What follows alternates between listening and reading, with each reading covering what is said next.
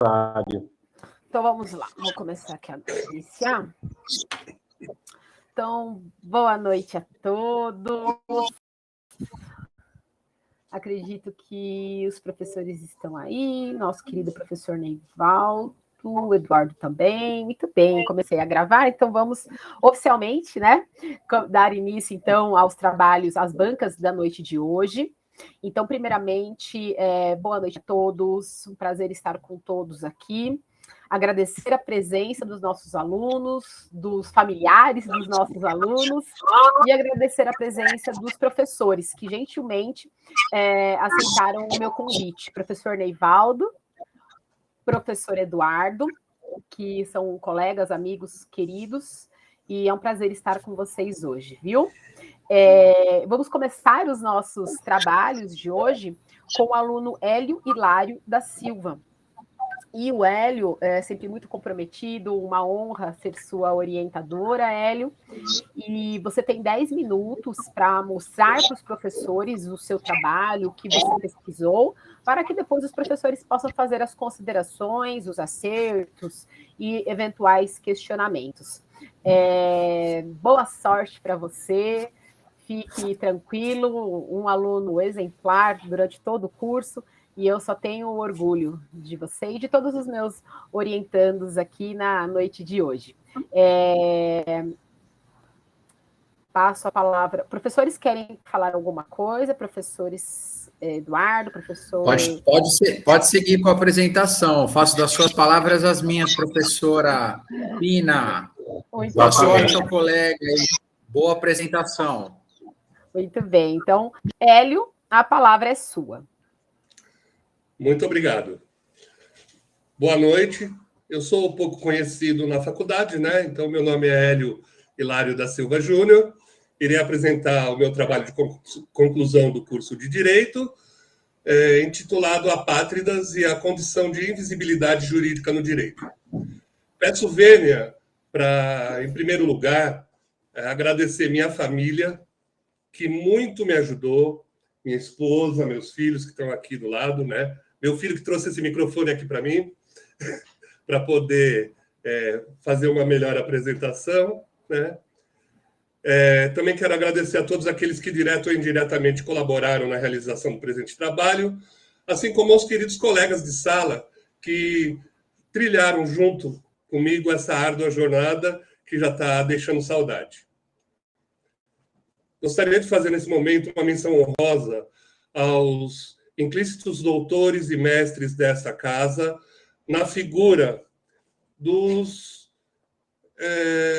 doutos mestres e professores aqui da banca examinadora, doutor Eduardo Henrique de Carvalho Filho, ao mestre professor doutor Neivaldo Gonçalves da Costa, em especial minha querida e mestra, professora e orientadora, né, doutora Regina Maria Pina, a quem guardo grande carinho e muita admiração. Muito obrigado. Bom, meu trabalho está estruturado em 7 capítulos, tá? Foram abordados, primeiramente, os conceitos de nacionalidade, cidadania, apátridas. Eu trouxe o direito dos apátridas, a política de proteção, jurisprudência e legislação. Basicamente foi isso.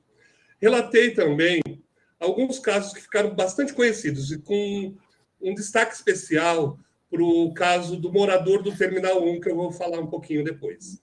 E tracei um pequeno paralelo entre apátridas e terranúleos, só para fazer esse paralelo ao final.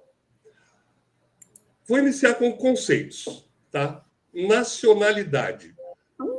O termo nacionalidade, ele é um derivativo da palavra nação, e ele advém etimologicamente da expressão latina natione.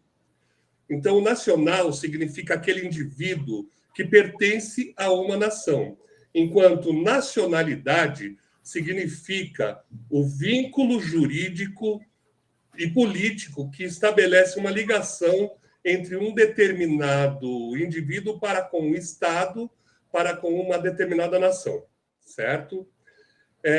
Seguindo essa mesma linha de raciocínio, nós temos o termo cidadão, que também vem do latim, civitas. Na Grécia Antiga, esse termo adquiriu o significado de igualdade, de liberdade, de virtudes republicanas. Então, ser cidadão, num sentido amplo, significa gozar dos direitos civis e políticos de um determinado Estado. A gente pode perceber aí que existe uma similaridade entre os termos. O termo nacional é muito similar e equivale a cidadão. E o termo nacionalidade também equivale à cidadania.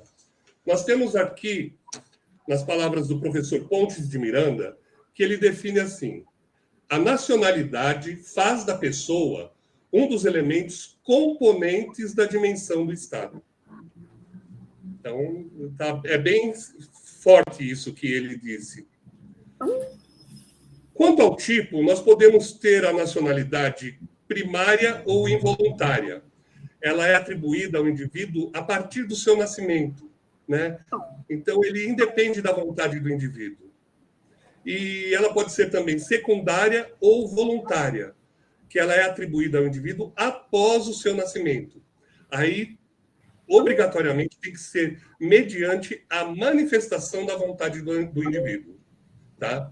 Quanto ao critério, ela pode ser jus solis, que vem do solo, depende do local do seu nascimento, ou jus sanguinis, que vem do sangue, que é herdada pela nacionalidade dos seus pais, pela sua hereditariedade. Se a gente pegar aqui como base o Brasil, de uma forma muito básica, o critério adotado de nacionalidade é o jus soli. Mas nós temos algumas exceções, né, que eu elenquei no trabalho, mas não vou dissertar agora na minha apresentação. Sobre perda de nacionalidade. A perda de nacionalidade ela pode ocorrer de duas maneiras, por expatriação ou por desnacionalização. A expatriação ela ocorre quando tem o exílio, a deportação ou o banimento daquela pessoa de um determinado estado. E a desnacionalização ela vai ocorrer quando o indivíduo perde aquela sua nacionalidade. Como que ele perde? Ele, ao solicitar uma nacionalidade em um outro estado, ele perde aquela sua nacionalidade original. Mas ele também pode solicitar aquela nacionalidade e manter a sua nacionalidade original. Aí é aquela situação de dupla nacionalidade, ou como as pessoas costumam utilizar, né, é muito comum falar, tenho dupla cidadania, mas é dupla nacionalidade. Tá? O que não pode ocorrer é a perda daquela nacionalidade sem que outra seja adquirida. Ele não pode perder aquela sem solicitar uma outra, tá? Porque seria uma situação de ausência de nacionalidade. Aí seria, como dito pelos alemães, né, é um Heimatlos, né, ou apátrida, como o título do trabalho sugere. O termo apátrida significa literalmente ausência de uma pátria. E muito provavelmente vem do francês apatridier, um vocábulo que passou a ser utilizado pelos franceses a partir da Primeira Guerra Mundial. E são todos os indivíduos que não possuem nenhum vínculo de nacionalidade com qualquer estado que seja. Pode ser homem, mulher, criança, não tem problema nenhum. Desde que não tenha vínculo de nacionalidade com nenhum estado, nenhum país. Tá? Então, a gente pode dizer que eles são sujeitos que estão desprovidos de uma personalidade jurídica diante do direito internacional público. Tá? Podemos dizer que eles não são considerados sujeitos do DIP, né? Porque não tem vínculo nenhum. Então, existem dois tipos de apátridas: os apátridas de fato e os apátridas de direito. Tá? Os apátridas de fato são aqueles que possuem uma nacionalidade formal, só que essa perde a sua eficácia, é ineficaz. E os apátridas de direito são aqueles que já nascem sem uma nacionalidade, nasceram sem nenhuma nacionalidade. Nenhuma nação, nenhum país reconhece a sua nacionalidade. Tá? A ONU através do Alto Comissariado das Nações Unidas para Refugiados, cuja sigla é Acnur, né? E todos os seus parceiros, eles vêm buscando meios com o objetivo de erradicar a apatridia no mundo. Tá? Vou citar alguns exemplos. Em 1930, teve a Convenção sobre a Nacionalidade em Haia. Lá foi concluído o protocolo relativo aos casos de apatridia. Em 1948, teve a Declaração dos Direitos de Cidadania. Em 1954, a Convenção sobre o Estado dos Apátridas. Em 1961, a Convenção para a Redução dos Casos de Apatridia. Em 1963, a Convenção Europeia para a Solução dos Casos de Múltipla Nacionalidade. Em 1969, a Convenção Americana de Direitos Humanos, conhecido como Pacto de São José da Costa Rica, né? Entre outros. Todos esses visando diminuir os casos de apatridias no mundo. A gente pode perceber que esse tema não tem nada de atual, né? Ele é muito antigo, apesar das pessoas não conhecerem o tema, né? Mas, mesmo assim, existem cerca de 12 milhões de apátridas no mundo, segundo os dados da própria Acnur. Tá? E o que causa a apatridia? Um dos maiores fatores de causas da apatridia no mundo é a guerra, ou os reflexos causados pela guerra. E então existe para isso o direito internacional humanitário, que é um conjunto de normas convencionais e consuetudinárias, que é aquele conjunto que se repete com o costume, né, que servem como base para solucionar todos os tipos de problemas causados, seja direto ou indiretamente, pelos conflitos armados. Qual o objetivo disso? Limitar os meios e os métodos de se fazer a guerra. E isso serve para quê? Serve para evitar situações horrendas, desumanas, como o ocorrido no Holocausto, como a Guerra de Kosovo, na antiga Iugoslávia, entre outras. Tá? Um outro fator que causa também a apatridia é a questão religiosa.